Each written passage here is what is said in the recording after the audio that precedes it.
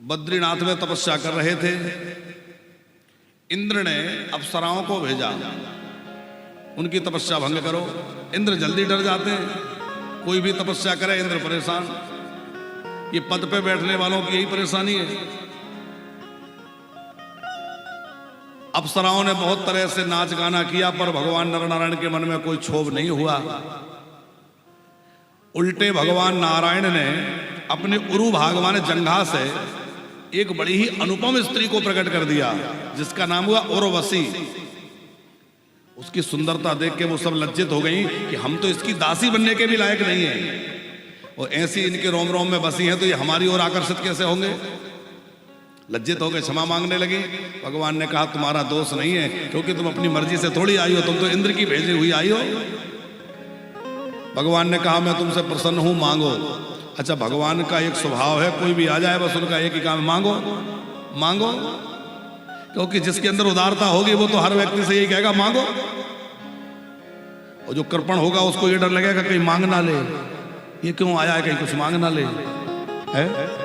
भगवान तो उदार है, जो आता उससे एक ही बात कहते मांगो। अप्सराओं ने कहा कि यदि आप हमसे प्रसन्न हैं तो आप हमसे विवाह कर लीजिए। भगवान नारायण बोले ये तुमने क्या मांग लिया, ये तो बड़ा कठिन है, क्योंकि मैं तो तपस्वी बन के बैठा हूं।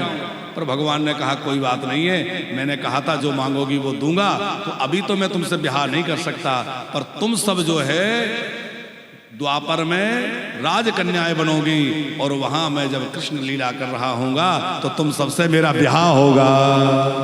तो वही सब राजकुमारियां बन बन करके आई हैं, और भगवान ने उन सबसे ब्याह कर लिया।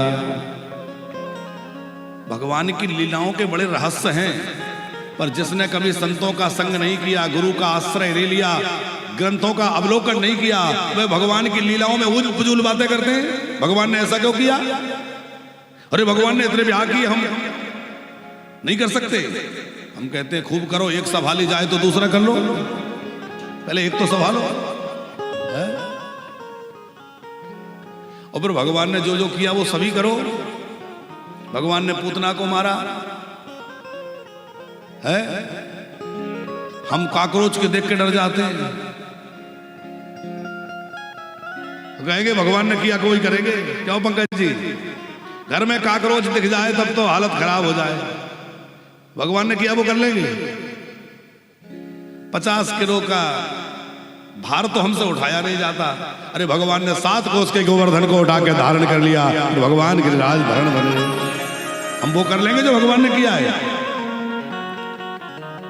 इसलिए भगवान के नाम पर कोई भी ऐसा आचरण जो शास्त्र विरुद्ध हो और ये दुहाई दे के करे कि हाँ भगवान ने भी तो किया, ये बिल्कुल ठीक बात नहीं है। भगवान ने जो कुछ भी किया उसके पीछे अनेक कारण हैं, और वो लीला का बड़ा अलग रहस्य है। उन लीलाओं को समझना, पढ़ना, उनकी गंभीरता को जानना बहुत जरूरी है। इतने ब्याह किए क्यों? एक तो उन कन्याओं के सामने ये संकट था कि कहाँ जाएं, और दूसरी परेशानी ये थी कि उनको पहले वरदान दे चुके थे। इस कारण से भगवान ने विवाह किया। तो कितने विवाह हो गए? 16,108। फिर प्रत्येक रानी से भगवान के यहाँ 10-10 पुत्र हुए, और एक एक पुत्री हुई। तो कितने पुत्र हो गए? 1,61,080 तो पुत्र हो गए। 16,108 पुत्रियां हो गई। फिर पुत्रों के पुत्र हुए, तो भगवान की संतति खूब बड़ी। प्रद्युम्न जी के पुत्र अनिरुद्ध जी हुए, उनके भी 2 विवाह की कथा है। फिर राजा नृग का प्रसंग है, जिन राजा नृग ने खूब गैया दान करी थी, पर अनेक गोदान करने पर भी उनसे एक सूक्ष्म अपराध हो गया। क्या? जो गाय उनकी नहीं थी, कोई पंडित जी की गैया उनकी गायों में मिल गई, उन्होंने दान कर दी। अब ब्राह्मण के धन का हरण किया, और जब ब्राह्मण निर्णय कराने के लिए आए कि आप न्याय करिए इस गाय पर किसका अधिकार है, तो वो ठीक निर्णय नहीं कर पाए, जिस कारण से ब्राह्मण ने कहा तुम ग्रिगेट हो जाओ। आखिर में उस राजा सूर्यवंशी नृग को ग्रिगेट होना पड़ा। भगवान ने द्वापर में उसको मुक्त किया और अपने बच्चों को समझाया, देखा गलती से भी ब्राह्मण के धन का हरण हो जाए तो ऐसी दशा हो सकती है इतने बड़े धर्मात्मा की। इसलिए गलती से भी ब्राह्मण का धन, संत का धन, गाय का धन, बेटी का धन, इन सब से बहुत बचना भैया, ये लोहे के चने हैं। गाय के नाम पर इकट्ठा करेंगे और फिर उसका उपयोग अपने यदि निजी कार्य में कर लिया, बड़ी गड़बड़ हो जाएगी। मंदिरों के सामने दान पेटियां रख दी जाती हैं और वो धन कई बार मंदिरों में ना लगा करके और कामों में लगा दिया जाता है। वो देव द्रव्य है, उसका हरण करने वाले का परिवार नष्ट हो जाता है। भैया आने वाली पीढ़ियां बिगड़ जाएंगी, बच्चों की बुद्धि खराब हो जाएगी और संतान बिगड़ जाएगी।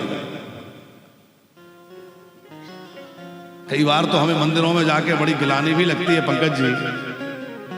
जैसे आपको कोई बढ़िया सजा धजा के, आप सज धज के अपना बढ़िया कोट पैंट पहन के, कपड़ा पहन के अच्छा और बैठे हैं और आपके सामने कटोरा रख दिया जाए, आपको अच्छा लगेगा? हम लोग भगवानों का बढ़िया श्रृंगार करते हैं, बढ़िया सुंदर भगवान को सजा धजा के बिठाल दिए और सामने समितियों ने बड़ी बड़ी पेटी लगा दी, अच्छी लगेंगी? भगवान भी कहते होंगे भैया ये तो मेरे सामने से कम किनारे कर दो, रखो पर किनारे रख दो, एकदम भगवान के सिर पे तो मत चढ़ा के रखो, है एकदम सामने। तो गाय का धन, देव धन, संतों का धन, इसका बहुत सदुपयोग होना चाहिए। भगवान ने राजा पौंड्रक का